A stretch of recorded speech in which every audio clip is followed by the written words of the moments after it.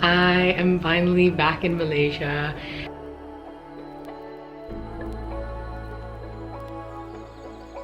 Hello everyone, welcome back to my channel. If you're new here, then hi, my name is Bhumi and I make videos about life and stuff, which right now consists a lot about medical school.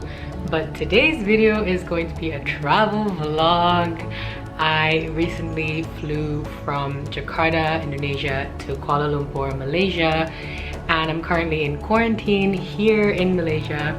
And yeah, I just thought I'll just share my journey during COVID, and obviously with all the different like restrictions and requirements and everything. I just thought it would be cool to make a video about it. I have one other such travel vlog where I was on a repatriate flight from India to Jakarta. That was in July last year. If you want to watch that video, I'll link it.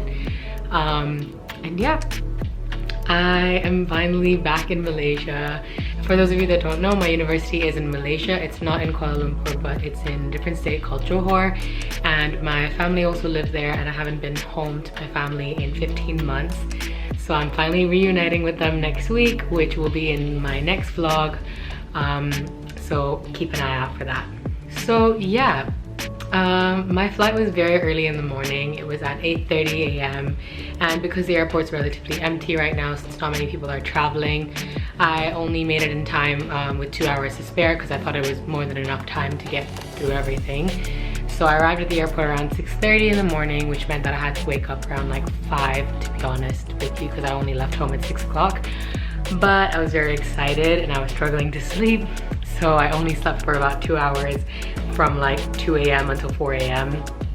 and I ended up like just not sleeping throughout the day. Yeah, so my flight was 2.5 hours long, which is very short. And it's quite nice to have a very short flight. I mean, especially during COVID. It was also a very empty flight, considering, yeah, I guess Malaysia is quite strict right now with borders. Not many people can enter unless you have like specific visas and things. So there was only 20 passengers on my flight, which was very nice and safe and made me feel comfortable, because it was like very socially distanced and everyone was like in their own row, miles and miles apart from each other. Yeah, in the flight we got given a snack box, which I didn't really feel like eating, so I didn't eat. I had a nice breakfast before leaving home, because I planned to not open my mask as much as I could. And yeah, so once we landed, the process in Malaysia was very smooth, and I was very pleasantly surprised by how everything was so like proper. When I flew from India to Indonesia in July, it was very chaotic, and arriving in Indonesia, there was no proper like setup as to how to, I mean, there was a proper setup, but no one was following it, and it took me very long to get through immigration and everything. But arriving into Malaysia was very smooth. Everyone spoke English, which was very helpful. Obviously I'm learning Malay, but I don't speak it that well, and I do know Indonesian, which makes it easier for me to know Malay, but still it was very helpful that people could speak English. And most importantly, everything was very quick. And yeah, so the university had told us which documents to carry with us in hand for the process that would take place once we arrive, and I had printed everything, so it was very quick and easy for me. Once we landed, the first thing they did was, there was this one officer who waited for all of our passengers from the flight to disembark the flight, and then they took the group of us, which was like 20 of us, as I said, our flight was very empty, to this area where you start the process to go through immigration and arrive into Malaysia. So the first thing you have to do is sign in on this app that the Malaysian government is using to track, it's like a track and trace app. So you have to first sign in and write that you have no symptoms and everything, and register yourself for the app. Then the second thing that they do is check your COVID test, which if you have done a COVID test from your country of arrival, then you only have to do 7 days of quarantine. But if you don't have a COVID test, then you have to do 10 days of quarantine. So at the first counter, they checked my COVID test results. They gave me my quarantine paper that said that I only have to quarantine for 7 days, and then I could skip the next few steps because I didn't need to do a COVID test since I'd already had one. Then after that, you move on to the quarantine payment desk, where you sign a paper that says that you are agreeing to do the quarantine, that you will do the quarantine as per the government regulation, and that you won't, like, you know, not do it or whatever.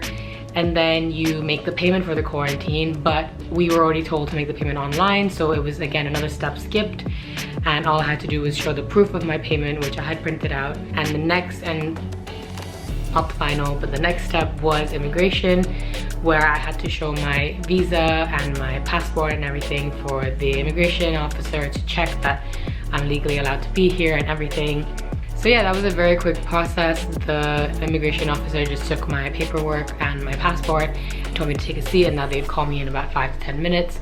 I think barely sat down for 5 minutes before they called my name, and I went up, they took my picture, my fingerprint, and then yeah, and then they were like, okay, you're all done. Now you have to proceed to the quarantine part, which is the last step of the whole process. It's like they have little like counters that say like counter 1 and then counter 2, counter 3, and you go through it like in that order. And I really liked how organized it was. And it was just, I don't know why, I just really liked how organized it was. So once I went through to the last step, then I had to prove that I made the payment, and I had to give them my quarantine slip, which was given to me at the first counter. And then they just told me to sit and wait, and basically all I had to do was sit and wait, because they need a certain number of people to be taken in one bus. So if you're like one of the first people there, then you have to wait longer. So I think when I arrived at the last part, there was like 3 other passengers, which meant like I was there pretty early, and I think one bus had just left before me or something. So I was just sitting and waiting, and then they actually came and gave us food, which I was like really surprised about. And yeah, it was very basic thing. It was just like rice with like chili sauce and like half a boiled egg. And it's a Malaysian dish called nasi lemak, so the rice is like coconut rice. It wasn't much, but it was definitely nice that they gave this to us, and I ate it then and there, so that, because I was worried that by the time I reached my quarantine station, I would miss lunch, and then my next meal would be dinner. And it's fine because I came prepared, I brought snacks and everything. But I just was like, okay, you know, you never know what like might happen, so let me just eat this. So at that point, I just like sanitized my hands, everything, removed my mask, ate really quickly, and then put my mask back on. And then I called my mom and my sister to let them know that I'd arrived safely and everything. And it was about, I think, an hour's wait, maybe about an hour and a half I was sitting there. But to be honest, the time just went really quickly because I was on the phone and I was talking to my mom and talking to my sister. And yeah, it was just, time just went by. I didn't really feel like it was a very long time. Then at that point, they call our names out one by one, and then we have to go through and like wait in a line. And I love that everything is very like, they really follow precautions. Like we were really social distancing. Not like when I landed in Indonesia where no one was social distancing and no one was telling us to social distance.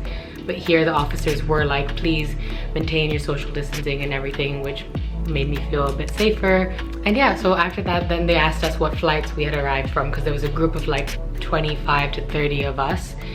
And once they figured out where our flights were from, different officers took different groups of people to collect their baggage. So there was one other passenger that also arrived from Indonesia. So him and I were taken to get our bag. And then once we got our bag, we went back and joined the bigger group with the other officers. And we went through customs, which again was a very smooth, quick process. All you have to do is put your luggage into the x-ray machine and then go through. And then we were taken to the final destination, which was a bus. And this part was probably my favorite part. I wish I got in a video of it, but I had to worry about carrying my luggage and everything, so I didn't manage to get my phone or my camera out.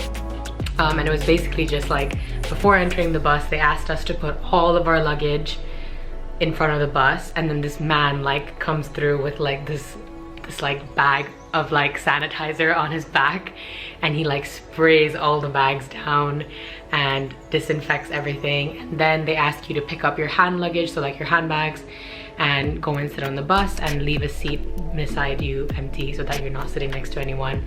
So again, that was very nice. I liked that. I felt like, you know, it was socially distanced and everything.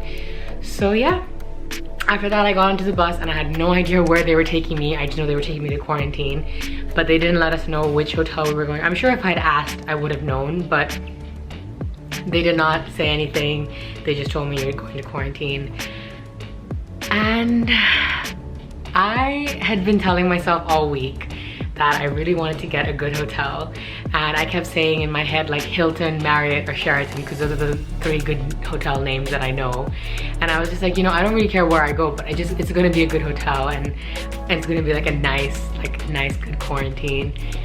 And then it took about an hour to reach the hotel, and when we were about to pull up into the like entrance of the hotel, I was just thinking to myself like, you know what, I really have a strong feeling that like I got the Hilton.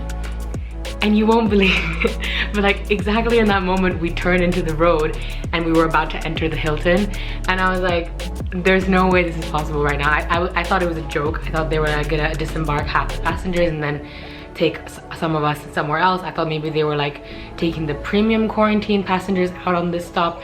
There was nothing. We literally just arrived, and then they were like, everyone, here's your entry slip, like please fill it out one by one, like come down and get your luggage and we'll check you in and everything. And I was like, I don't believe this, like I'm literally quarantining at the Hilton.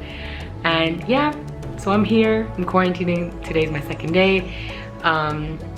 My quarantine vlog will be out next week, so keep an eye out for that if you want to watch what I've been doing. The room is very comfortable, there's a lot of space. It's more than enough for what I need for the next 7 days. And so yeah, that is my travel journey story. I'm very pleased with the Malaysian government and how they've organized everything at the airport. It's honestly very impressive, and it's amazing that they're doing so much to like keep everything protected and controlled, and they're really making an effort to like make sure they know who's entering and where they're going, because that was not how it was in Indonesia at all. So yeah, I will not show you anything to do with my room or quarantine in this video, but the next video will have more information about quarantine and everything, and what I've been getting up to and what I've been doing and all of that fun stuff. So make sure you subscribe if you haven't already, and I'll see you in my next video. Bye.